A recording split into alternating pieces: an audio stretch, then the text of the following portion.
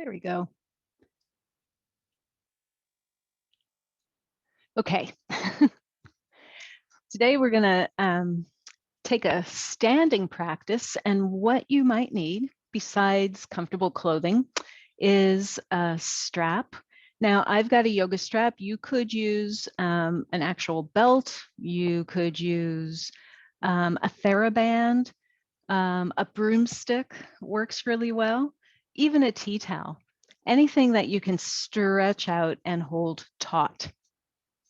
So we're going to start, before we do anything, we're going to start by just looking down at our feet and fanning out our toes. You can see me sort of stretching my toes out there, getting a little space between each one.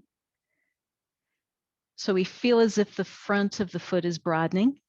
Then we're going to stretch the heels back a little bit so it feels as if the foot is lengthening. And the reason why we do this is to create a sense of groundedness and connection, not just with our mat, not just with the floor that we're standing on, but even with the earth.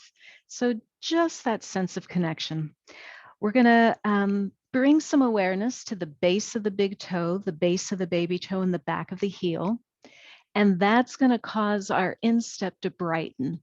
And we're going to pull that brightness right up through the center of the body, feeling our bones align, feeling our internal organs align, the brain over the heart over the center of balance. And then maybe with our eyes closed, feeling that connection between the soles of the feet and the earth, and feeling that connection between the crown of the head and the sky. Maybe taking a few intentional breaths, taking a breath in through the nose and exhaling through the mouth as if you're blowing out a candle.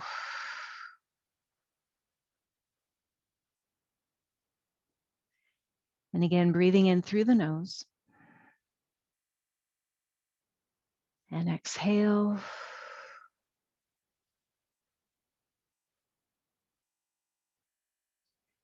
And one more time, breathing in. And exhale, letting the shoulders drop away from the ears, just letting the shoulder blades melt down the spine. And then blinking the eyes open, taking hold of our strap and maybe taking our feet just a little bit apart. Taking hold of the strap really nice and wide, maybe about 36 inches, maybe a yard. I want to keep my elbows open. And as we breathe in, we're taking the arms up and then stretching the arms back behind us. Now, depending on your shoulders and how they are built, maybe your arms go to here and then that's enough. Maybe they go to here and that's enough. Maybe they go to here and that's enough. What we don't want to do, we don't want to take them all the way around, because that will take us beyond the little bit of stretch that we're looking for in the front of the shoulders. So breathing in and taking the arms up and just looking for a little bit of sensation in the front of the shoulders, and then bringing the arms back down. Bringing the hands in about a hand width. So the hands come closer together. The strap is nice and taut. And again, taking the arms up and letting the arms stretch back a little bit. Now, as I do this, I'm going to turn sideways again, because as I do this, quite often my ribs will want to push forward. We don't want that to happen. We want to pull our lower ribs in. And when we do that, we'll feel the abdomen engage. Another way to do that is by softening the knees, and that'll keep our pelvis exactly where we want it. Then we can bring the arms back down. And then we're going to do one more with the hands just on the outside of the thighs. So again, nice straight arms lifting up and stretching back a little bit, checking in with the lower ribs, checking in with the pelvis. And then bringing the arms down. Now we're not quite through yet. We're going to bring the strap behind us. And again, we're starting nice and wide. The palms face forward.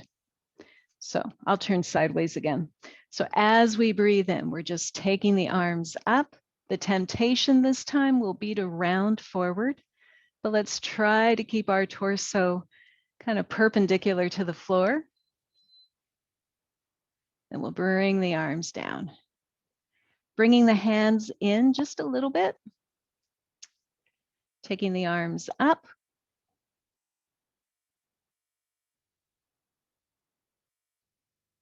And release. And last one with the hands right on the outside of the hips. And taking the arms up.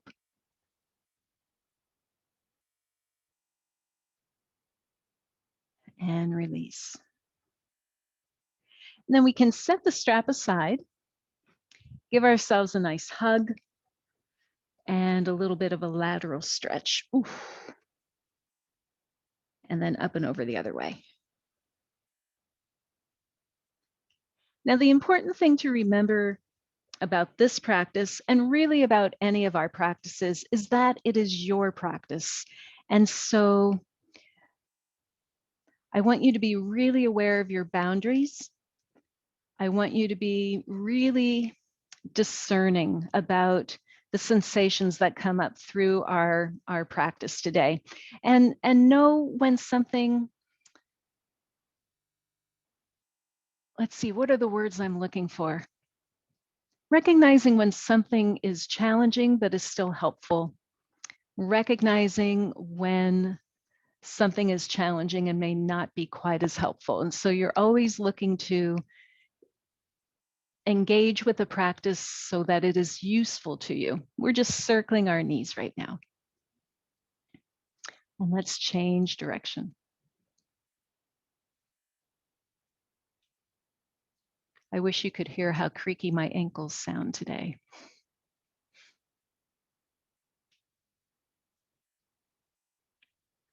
Then we'll take our feet a little bit further apart. Both feet are turned out. We're going to soften the knees and we're going to circle the hips.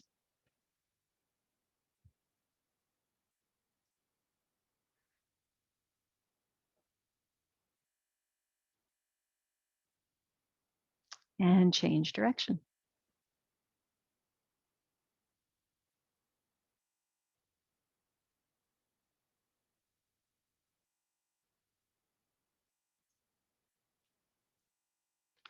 Coming back to center, we're going to take our feet a little bit further apart.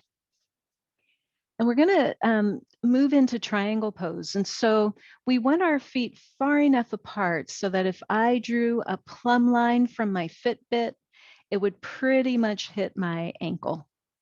Yeah, so you want your feet far enough apart so that they can line up with the inside of your wrist. And so it's important to be on a surface that is non-skid because you don't want to be doing a split. And it's useful to not have socks on. Let's turn our right foot out. We'll turn our left foot in. We're going to take a breath in, and as we exhale, we're reaching out through these right fingertips, folding out over the hip. Now, my hand will probably come down to my ankle because I do this a lot. Your hand might be on your thigh, depending on how you are feeling today. Could be on your shin. Where it ends up doesn't matter because you are starting where you're at today. What I want us to think a little bit more about maybe is keeping both sides of the torso long. So this isn't an arcing shape, it's a lengthening shape. And so I let these left ribs melt a little bit toward the floor. And then breathing in and back up. We'll turn our feet to the left. We'll take another breath in, and as we exhale, again, reaching out through these left fingertips, folding out over that left hip. There could be some sensation in the inner left thigh. Again, thinking about these right ribs and just letting them melt toward the floor a little bit.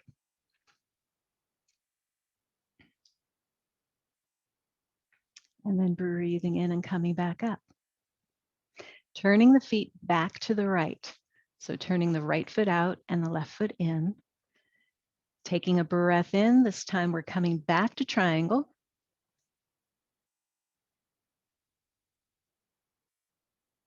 Staying here for maybe 2 or 3 breaths.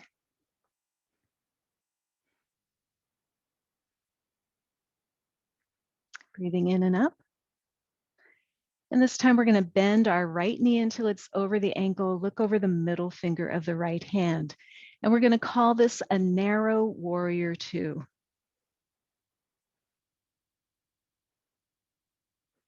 And then bringing the hands to the heart and straightening the right leg, we'll turn the feet to the left. Open the arms. Exhale to triangle. Lengthen through the torso. Breathing in and coming back up. Exhaling to narrow warrior 2. And again, we want the knee over the ankle. We want the torso perpendicular to the floor. We want our arms engaged and our shoulders relaxed.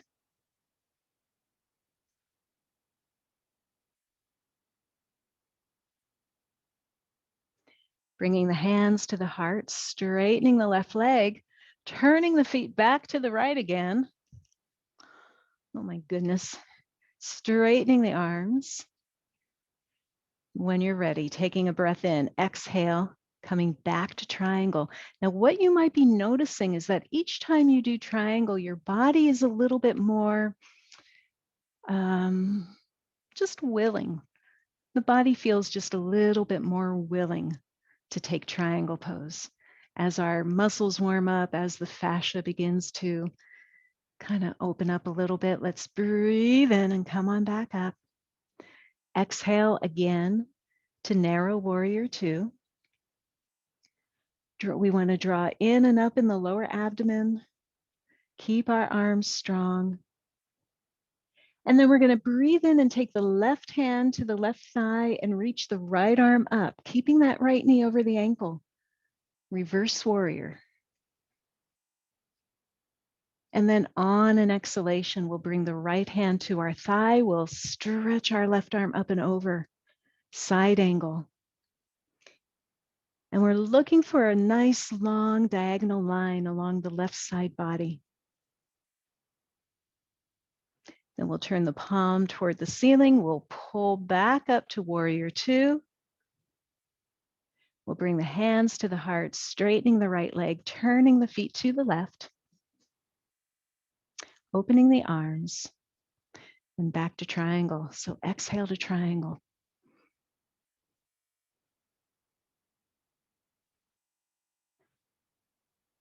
Breathing in and up. Exhale, narrow warrior 2. And I call it narrow because warrior 2, traditionally the stance is wider than triangle, but we're taking ours from a triangle stance. Reverse warrior. So the right hand is on the thigh, the left arm is going to reach up. And then when we exhale, left hand is on the thigh, the right arm is going to stretch up past the ear. Long diagonal line along the right side body. And we want to make sure we don't crunch this left shoulder up toward the ear. We want to hold space there. And then back to warrior 2. Hands to the heart, straightening the left leg, turning both feet forward. I keep sticking out my tongue. I don't know why. Hands on the hip crease. Taking a breath in, we're going to lead with our chest and just come into a little bit of a forward fold. Keeping the weight distributed evenly on the soles of the feet. You might begin to feel the back of the thighs lengthening, and then breathing in, we come on back up. Let's exhale, hinging. In fact, I'll turn sideways so you can see my back when I do this. So exhale, we're hinging with a flat back.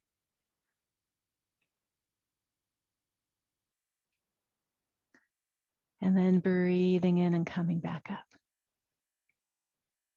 And let's do one more. So hinging. And remember to respect your boundaries. Only go as far as feels good and useful to you.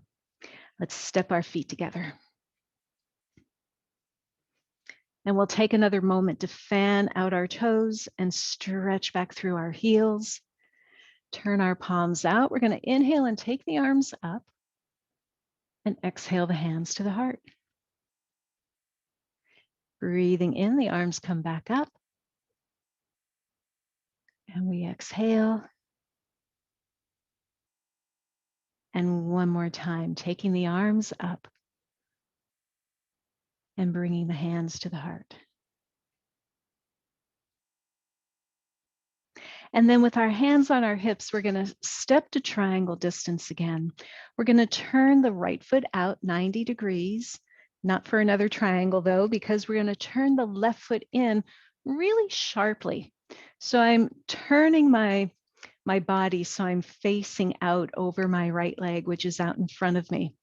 When we do this, quite often there's a tendency to tip the pelvis forward and to feel pinching in the lower back. So let's remember to draw up and to lengthen through the waist. Bring the arms down by our side, turn the palms out, inhale the arms up, and exhale to warrior one. And again, we're trying to keep our right knee over our ankle. We're keeping our hips square to the wall that we're looking at. We're pressing up through our fingertips and lengthening through the spine. And we're trying to anchor through our left heel.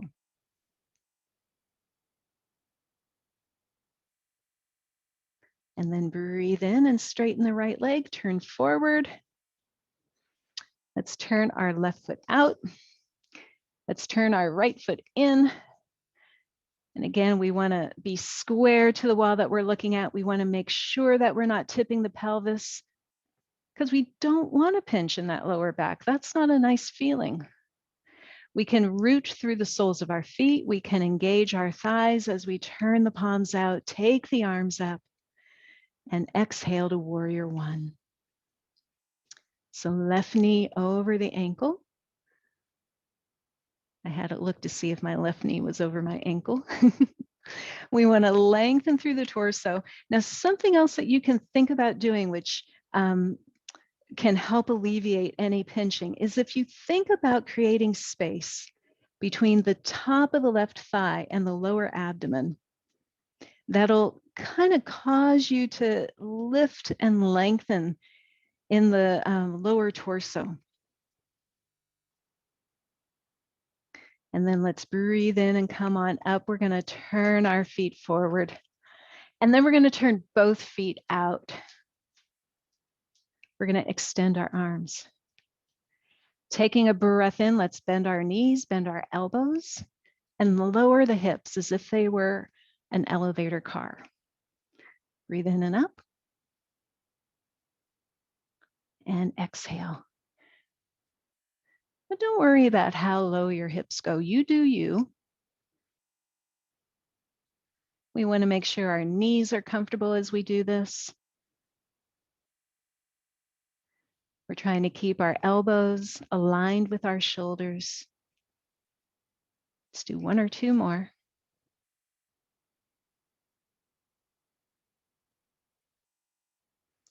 And last one.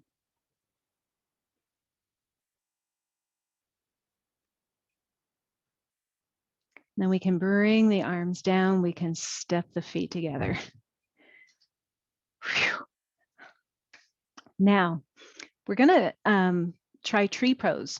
So we're going to be standing on one foot, which means that you may want to position yourself next to a wall, maybe next to a chair. And we're going to start the same way we began our practice today, by looking down at our feet, by fanning out our toes again, by stretching back the heels and feeling that sense of groundedness, and then pulling up from the instep right through the center of the body. I want to feel my ears over my shoulders over my hips. I want to imagine that my brain is over my heart and my heart is over my center of balance. And maybe taking another moment just to have some awareness of not just the front of the body, but the back of the body, the right side of the body, and the left side of the body.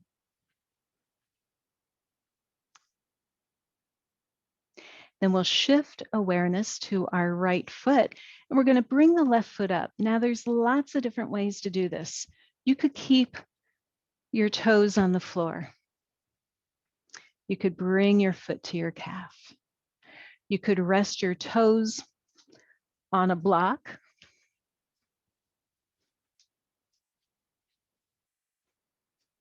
Or maybe, that's a very soft block. Let me do it like this. Yeah, you could rest your toes on a block with your heel resting on your calf. It was a little hard to see with my black mat and my black block. Or you could bring your foot all the way up to your thigh. But here's the deal. Our intention is to have our hips forward and our knee pointed out to the wall on the left. So you find a place for your foot that allows that to happen. And so it could be the toes on the floor, or the foot on the calf, or the foot on the thigh. So where the foot is doesn't matter, but squaring the hips, lengthening through the waist, and maybe extending the arms toward the ceiling and pressing the fingertips into the ceiling is what we're looking for. And whenever you lose your balance, like I just did, you always put a smile on your face.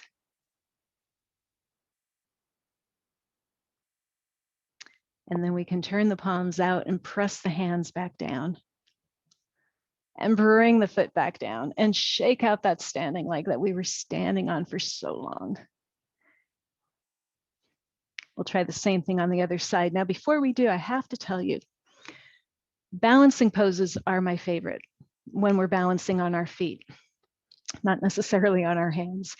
And I love them because you cannot be any other place but in the present moment when you're standing on one leg. You cannot be thinking about what you're having for lunch or the commute that you might be facing on your drive home. You have to be with your body and with your breath. And so for me, when the balance is there, it's a really magical moment. So standing up nice and tall, shifting awareness to the left foot, bringing the right foot up, and remembering toes could be on the floor, foot could be on the calf, foot could be on your upper thigh. I can see standing on this leg today might be a little challenging. Drawing in and up, staying soft around the eyes, quiet in the mind.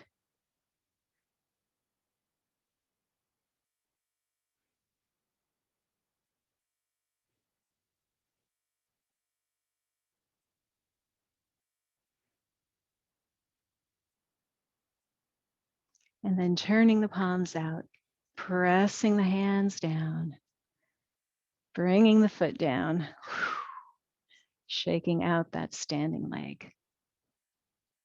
Fantastic.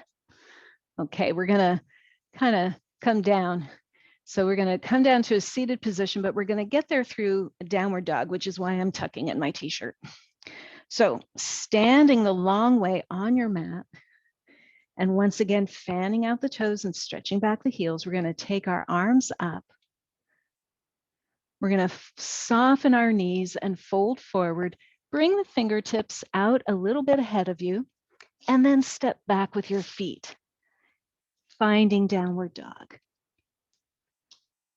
Pressing through our fingertips, sending the hips up toward the ceiling, stretching down through the heels, staying engaged in the abdomen a little bit, and moving the heart toward the thighs and broadening the upper back. So this is a lovely way to take yourself upside down in your yoga practice without having to stand on your head or your hands.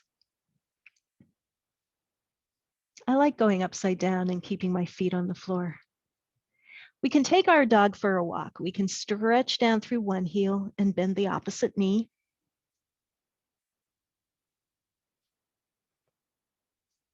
And remember to continue to press through your fingertips. That will keep your arms engaged and will help the arms to not get quite so tired.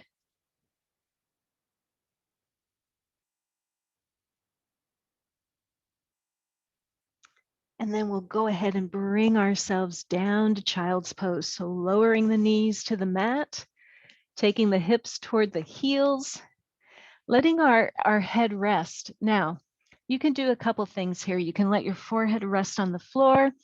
You could even bring your forehead to a block and let your arms rest by your side.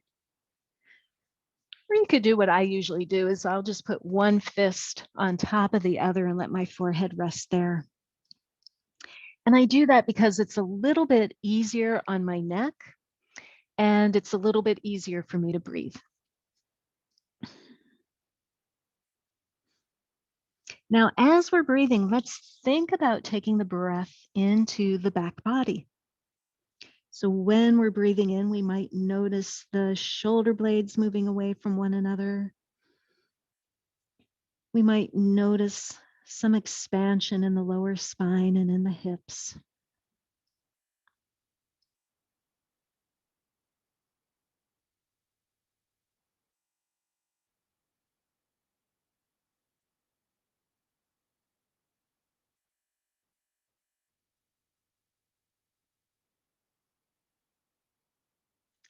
And then after our next exhalation, we're going to take a little bit of a back bend. So we're going to come onto our stomach.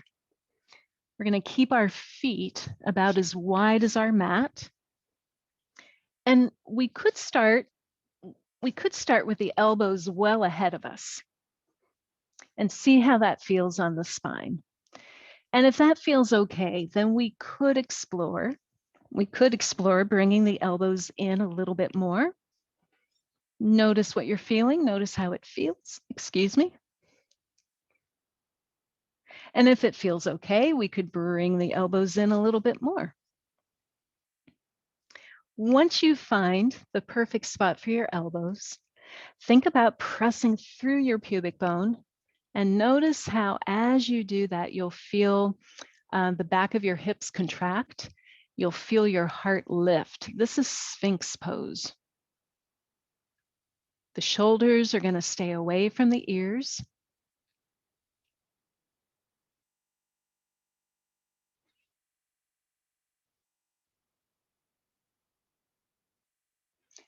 And then on an exhalation, we can roll down. And maybe before we do anything else, sometimes it's just really nice to rock the hips from side to side. And sometimes I'll do this with my legs straight as they are now. Sometimes I'll bend my knees.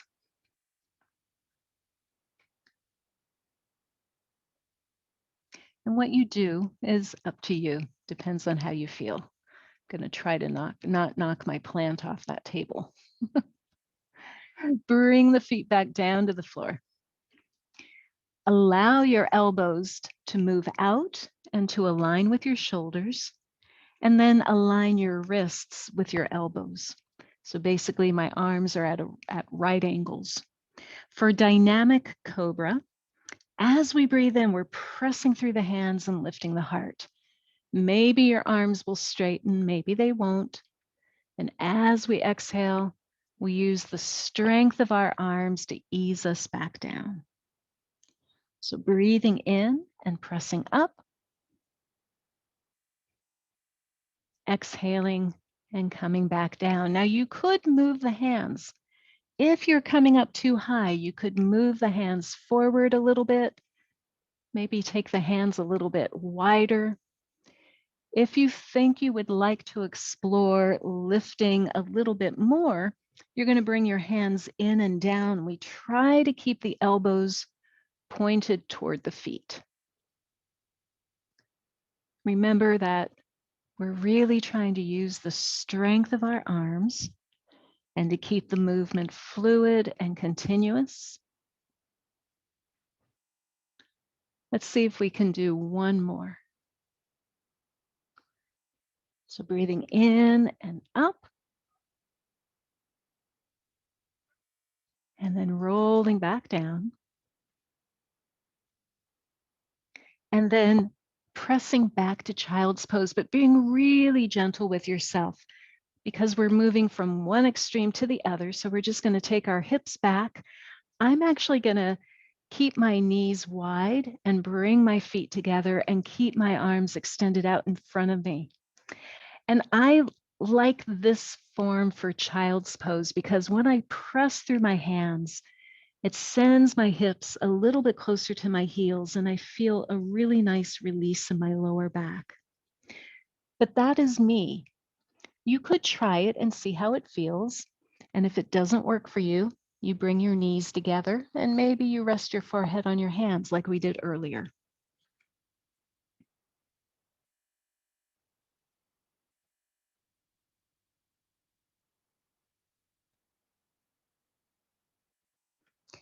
And when that feels complete for you, we're going to finally come to a seated position. And it could be cross-legged, or you might move to a chair. You could sit in a chair, or you could have your legs extended out in front of you. And if you do that, I would place something underneath the thighs. Let's bring our hands to our knees and circle our torso in our hips. This is all about integrating the work that we've done today and kind of winding down. You can change direction.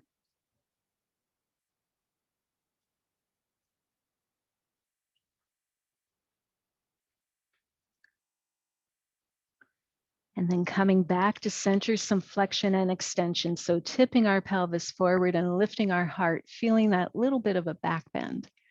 And then exhaling and rounding the spine and tucking the chin. You know, I think I'll turn sideways so you can see how my torso is moving. So hands are on the knees. We're tipping the pelvis forward, lifting the heart.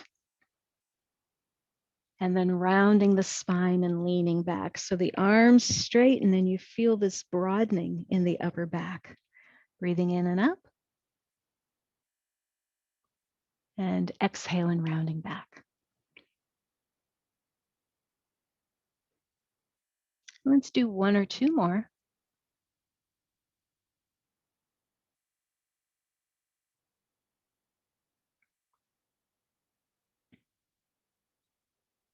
So breathing in and up, and maybe this time as we exhale, we're going to fold forward instead. So when we fold forward, your elbows could rest on your knees. They might rest on the floor. And a third choice is to stretch the arms out in front of you and walk the fingers toward the wall in front of you.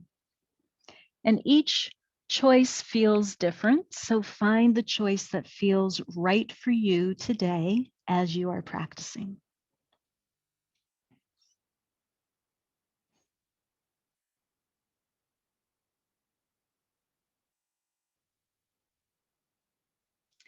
And then breathing in, we're going to curl up.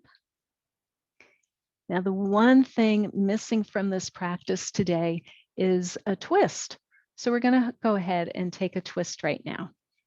We're going to start by bringing our right hand over to our left knee. We're going to bring our left hand behind us. And we want to remember that we want to sit tall. So as I breathe in, I'm sitting up nice and tall. As I breathe out, I'm moving into a little bit of rotation. Now, the nice thing about the seated twist is that the lower spine stays pretty stable. It doesn't move. The twist kind of comes from the belly button up.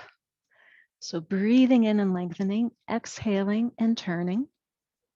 And I want to kind of visualize the spiral running from the base of my spine all the way through to my eyes. So I can take my eyes to the side and even to the space above the crown of the head. I call that the cartoon bubble above your head. And when you feel as if you're in the full rotation in your torso, you could, if you wanted to, just gently turn to look over your right shoulder, which will give a nice little release to the neck.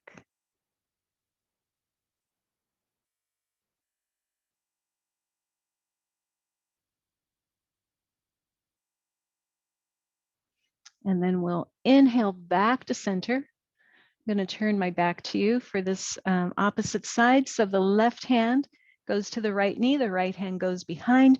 Remember, we want to sit tall, and then we exhale as we turn. So breathing in, sitting tall, exhale, and turning. Visualizing that spiral running up the spine, taking your eyes to the right, taking the cartoon bubble to the right. And when you feel that you're in the full rotation, you're going to turn your head to look over your left shoulder. Sometimes I call this the high school yearbook pose for obvious reasons.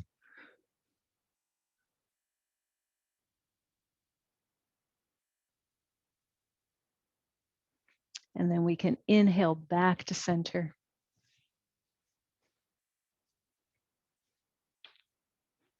Let's turn our palms up.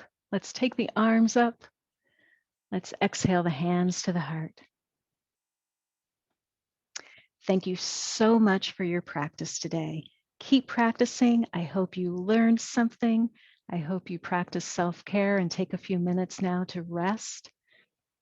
And I'll see you again.